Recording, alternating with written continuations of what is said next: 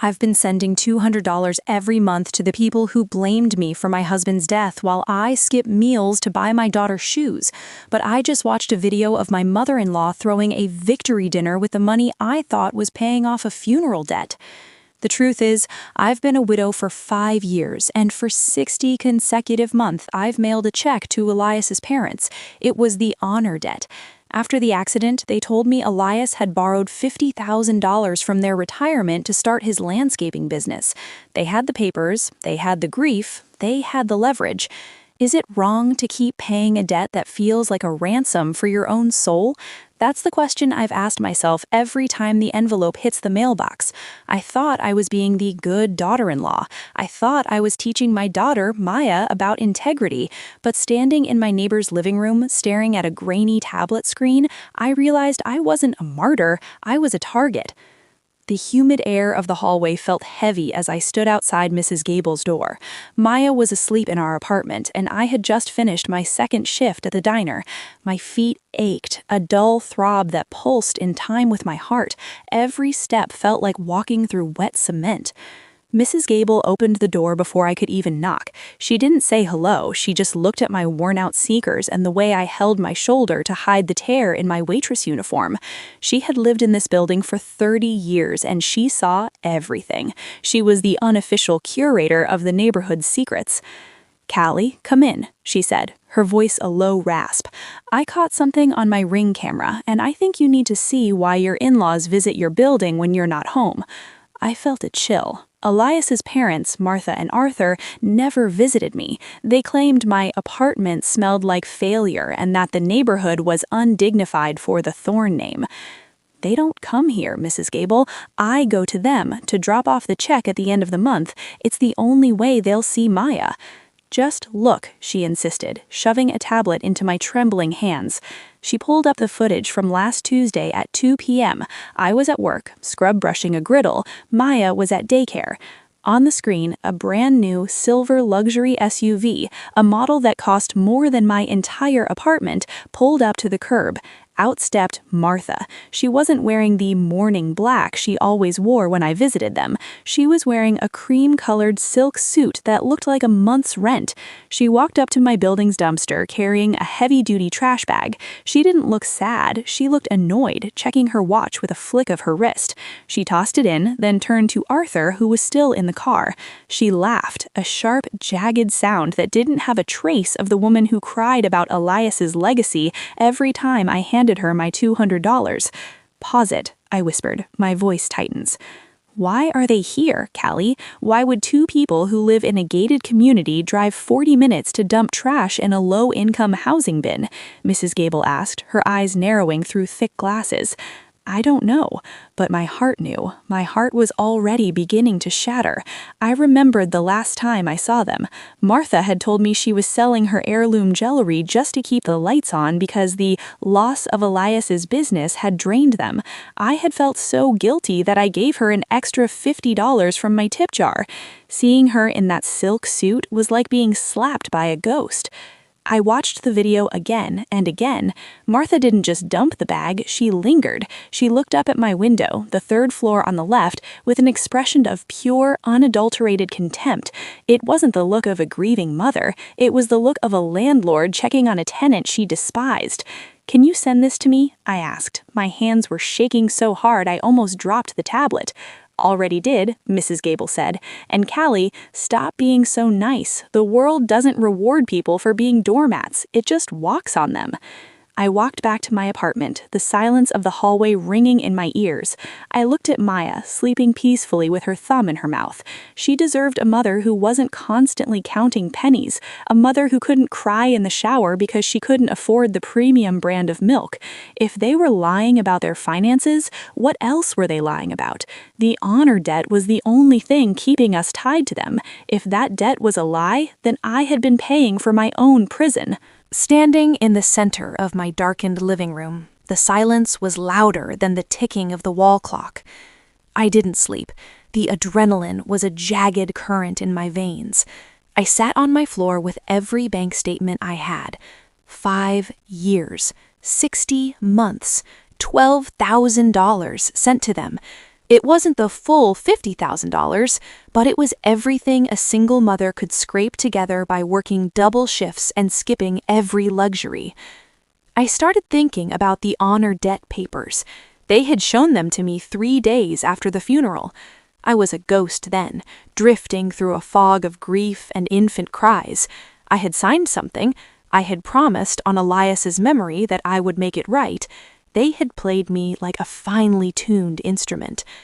But why did Martha look so rich on that camera? Why was she dumping trash at my building instead of her own upscale neighborhood? The next morning at 4:30 a.m., I did something I hadn't done in years. I went to the dumpster. It was disgusting. It was humiliating. The smell of rotting citrus and damp cardboard filled my lungs, but I didn't care. I dragged a flashlight through the heap until I found it, the heavy-duty black bag from the video. It hadn't been picked up yet because the garbage truck was running late. I dragged the bag into my car and drove to a park 3 miles away, far from any prying eyes. I spread a tarp on the grass and ripped the bag open. Inside the bag weren't household scraps. It was mail, dozens of envelopes, all addressed to Elias, not to me, to Elias, at an address I didn't recognize, a P.O. box in the next county over. I opened one, then another. My breath catches. The first was a life insurance statement. The policy wasn't for $50,000, it was for $500,000. And the beneficiary wasn't me, it was the Elias Thorne Irrevocable Trust, managed by Martha and Arthur Thorne.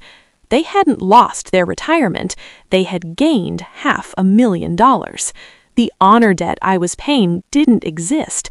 Elias hadn't borrowed money from them, he had insured himself to make sure his family was taken care of. But he had made a fatal mistake.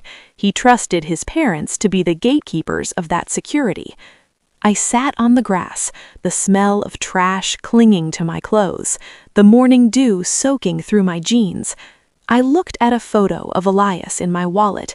He was smiling, holding a newborn Maya. His eyes were full of hope. Did he know his parents were predators, or was he just a son who loved them too much to see the darkness? I realized then that the $200 a month wasn't just money. It was the reason Maya didn't have dance lessons. It was the reason I didn't have a car that started on the first try. It was a tax on my grief, a way for them to keep me under their thumb. They didn't want the $200. They wanted the control. They wanted to make sure I never had enough money to hire a lawyer or ask questions. But why the dumpster? Why drive all the way here to throw away mail?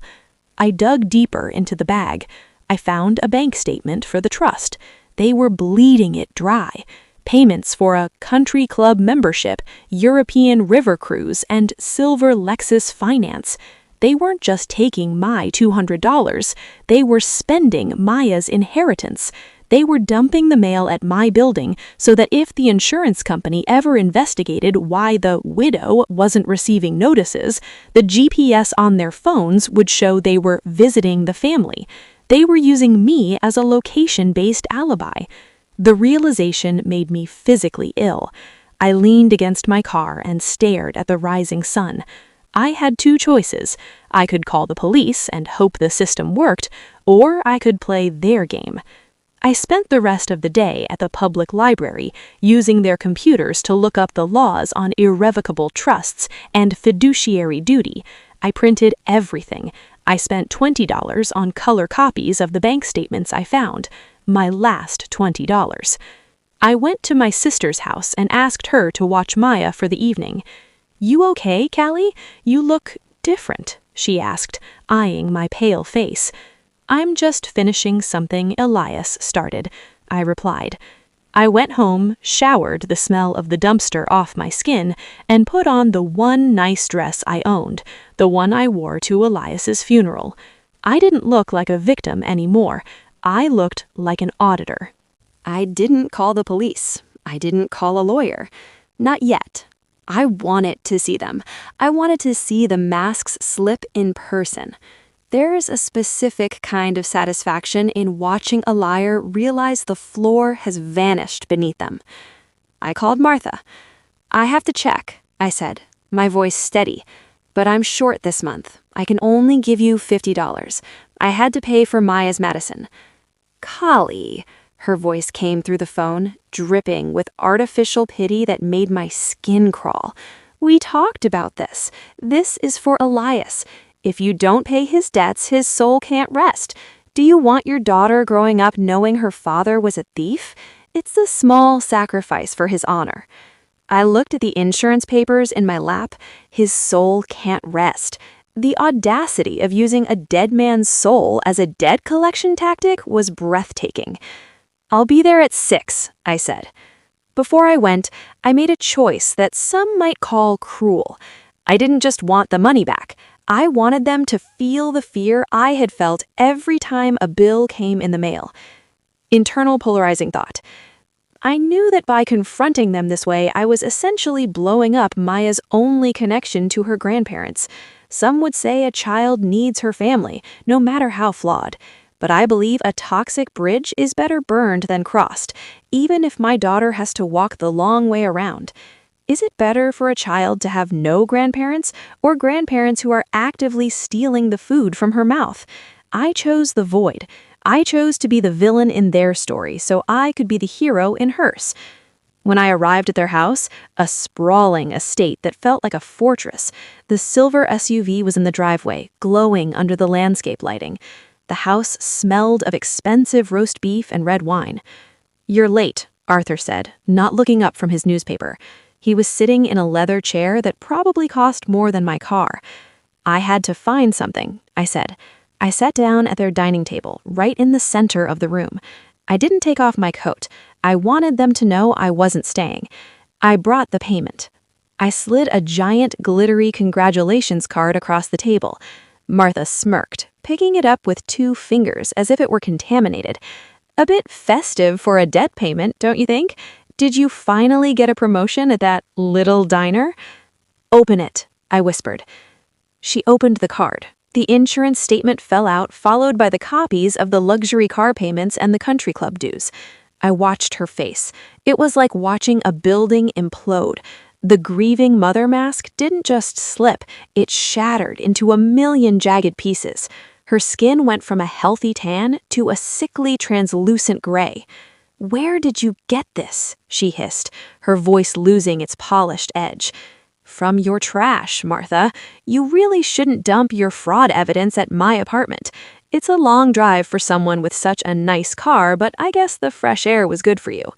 "You were stalking us?" Arthur shouted, finally dropping the newspaper. "No, Arthur, I was being a good neighbor. I was cleaning up the mess you left behind. Why didn't you tell me about the $500,000? Why did you let me work 60-hour weeks while you were taking cruises on my husband's death?" "You don't understand," Arthur started, standing up and trying to loom over me. "That money is for Maya's future. We're holding it because you're unstable. You're young, you're emotional, you would have blown it all in a year. We were protecting the Thorne legacy." "Unstable," I laughed, but there was no humor in it. It was a cold, dry sound. "I've raised a child alone for 5 years, while you took $12,000 from my pocket. I've balanced a budget that would make a CPA weep. You didn't hold that money for her. You bought that SUV with it. You bought those golf clubs with it." There was a long silence. The only sound was the crackling of the fireplace. "Give us the paper, Collie," Arthur said, his voice dropping to a threatening low. "We can make things very difficult for you. We have friends in the DA's office. We have lawyers on retainer. You have a waitress job and a mountain of debt that we can prove you signed for." I signed those papers under duress and based on fraudulent information.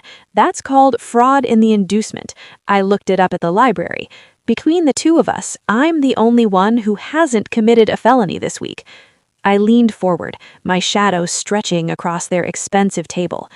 "You have 12 hours to decide if you want to be broke and in jail or just broke." Standing in that cold kitchen, the silence was louder than her scream. I didn't flinch as Arthur took a step toward me. 5 years of survival, of dealing with drunk customers, late rent notices, and the crushing weight of loneliness makes you hard in ways luxury never can. You can't scare someone who has already lost everything that mattered. "I don't just have that paper," I said softly, my voice cutting through his bravado. "I have the security footage of you two laughing while you dumped that bag. I have 5 years of canceled checks marked Elias's debt, and I have a friend at the local news station who loves stories about the widow swindlers. Imagine the headlines, Arthur. Local philanthropists steal from a grieving grandchild. Your Thorn legacy will be a punchline." Martha started to cry then, but it wasn't the soft maternal weeping she used to manipulate me. It was the frantic, ugly sobbing of someone who realized they were trapped. "We only wanted a comfortable retirement," she wailed. "Elias would have wanted us to be happy." "Elias would have wanted his daughter to have a college fund," I snapped. "He would have wanted his wife to be able to sleep at night without wondering if the electricity would be cut off. You didn't just steal money, you stole my peace. You stole years of my life." I stood up and walked to the door. The weight of the house felt suffocating now. "What do you want?" Martha asked. The silk suit didn't look so grand anymore. It looked like a shroud. "I want the $12,000 back, every penny, by tomorrow morning, cashier's check, and I want a full accounting of the trust. If there is a single dollar missing from that $500,000 that wasn't spent on legitimate taxes or Maya's needs, I will see you in court. I don't care if it takes the rest of my life." "That's impossible," Arthur barked. "We've spent some, we can't just replace it." "Then sell the car," I said. "Sell the house. Sell the jewelry you told me you already sold. I don't care if you end up in a 1-bedroom apartment with a dumpster out front.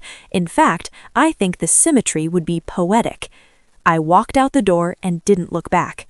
The night air was cool, and for the first time in 5 years, it didn't feel like it was choking me. I went home, I checked on Maya. She was sprawled out in her bed, snoring softly, her favorite stuffed rabbit, the one with the missing ear, tucked under her arm. I sat by her bed and just watched her breathe. I felt a strange sense of mourning, not for Elias, but for the version of me that was so desperate for family that I let myself be bled dry. The next morning at exactly 8 a.m., an envelope was taped to my door. I opened it with steady hands. It wasn't $12,000, it was a check for $75,000. It was the honor debt returned with interest, along with a lump sum to restock the trust they had depleted. Attached was a signed resignation from the trust, handing over control to a third-party executor of my choosing. There was also a short note from their lawyer. "The Thorns request that all future contact be through this office. They will not be seeking visitation with Maya." I felt a sting of pain for Maya, but it was quickly replaced by a sense of relief. They were terrified, as they should be. They realized that I wasn't the weak little girl they had buried with my husband. I didn't feel a rush of joy. I felt a quiet, cold clarity. I knew the road ahead would be lonely, but it would be mine. I sat at my small kitchen table and drank a cup of coffee. The steam rose in the morning light, dancing in the air. For the first time in 5 years, the air in the apartment didn't feel heavy. The debt was paid, but not by me. I looked at the check. It wouldn't bring Elias back. It wouldn't fix the 5 years of struggle or the nights I went hungry so Maya could have dessert. But it meant Maya would have those dance lessons. It meant she would have a tutor if she struggled in school. It meant I could buy a car that didn't smoke when I went uphill. I took the honor debt papers, the ones they made me sign when I was at my weakest, when the world was a blur of tears and formula, and I tore them into tiny, unrecognizable pieces. I watched them fall into the trash can like snow. Silence. I realized then that the most expensive thing in the world isn't a luxury car or a silk suit. It's the truth, and I had finally paid for mine. The camera doesn't lie. People do.